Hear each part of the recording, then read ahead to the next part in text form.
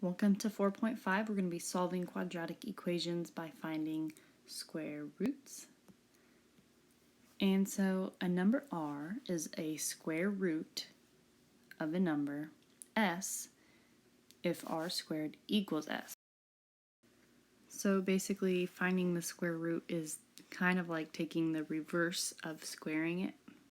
And so we'll always have two square roots for a number. We're always going to have the positive square root and the negative square root. For example, 3 squared equals 9, and also negative 3 squared equals 9. That's why the square root of 9 gives us 3 and negative 3. So those are our two square roots.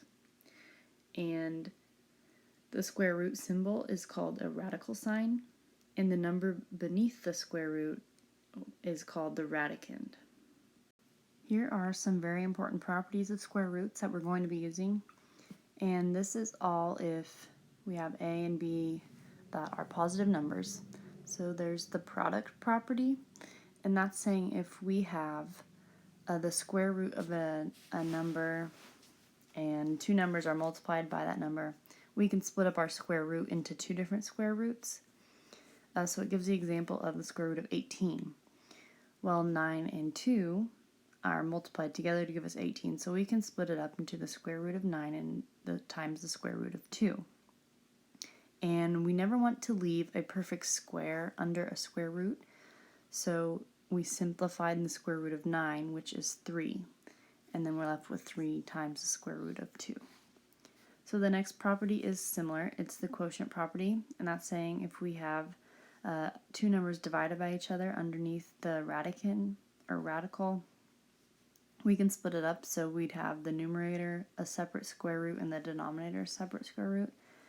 And so the example was 2 divided by 25 is the radicand, and we can separate that into the square root of 2 divided by the square root of 25. And again, we don't want a perfect square as the radicand, so we need to simplify that to the square root of 2 over 5.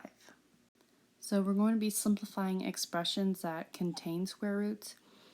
And to be simplified, there has to be no radical in the denominator and no radicand, or the number underneath the square root. And we can't leave our radicand as a perfect square. So let's practice using our properties to simplify the expression square root of 80. So let's try using our product property, and let's think, what are the factors of 80? We especially want a factor of 80 that is a square root. That way we can simplify it even further. So my factors of 80 are 1 and 80, 2 and 40, 4 and 20, 5 and 16, 8 and 10. So do we see any numbers that are perfect square? And we want this one here because 16 is a perfect square. So I can rewrite this as the square root of 5 times 16. And using my product property, now this becomes the square root of 16 times the square root of 5. So we said it wasn't simplified if there's a perfect square as the radicand. So the square root of 16 is 4, and we still have the square root of 5. Since we can't simplify this any further, this is our answer. So let's look at the next one. We have 4 divided by 81 as the radicand. So we're going to use our quotient property and write it as the square root of 4 over the square root of 81. Now 81 is a perfect square, so we can simplify that as the square root of 4 over 9 as our final answer. Let's look at this next one. We have the square root of 6 times the square root of 21. And neither of those numbers are perfect squared.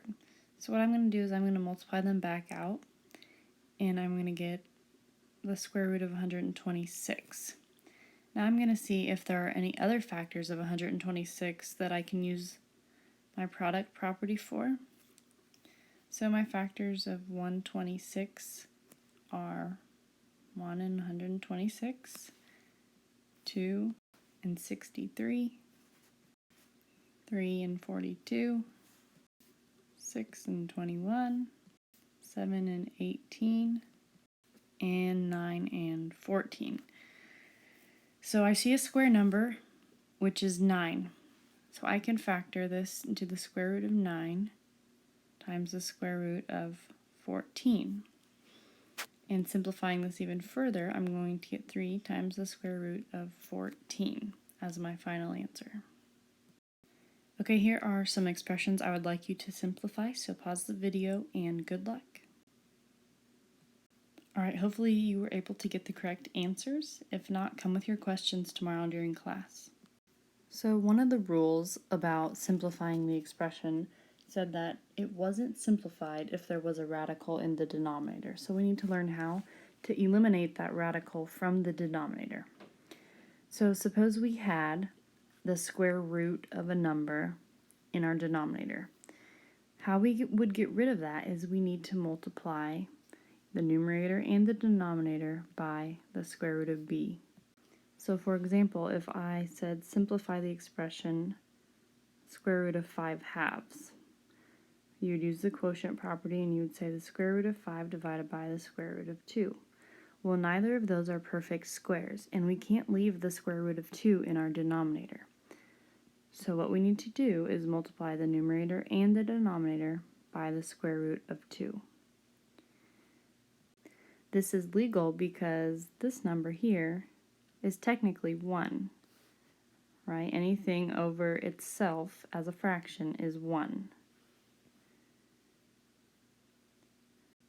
So if we keep simplifying, we'll get the square root of 5 times the square root of 2 divided by the square root of 2 times the square root of 2. I can simplify this even further and say the square root of 2 squared, right? We're multiplying it by itself, so it's squared. And I can simplify the numerator using my product property and say this is the square root of 10. And my denominator, since I have the square of the square root, they cancel each other out. And so I'll end up with the square root of 10 over 2. And this is completely simplified. So the next thing is if I had a number plus the square root of b in my denominator, how I would get rid of that is multiplying by a minus the square root of b.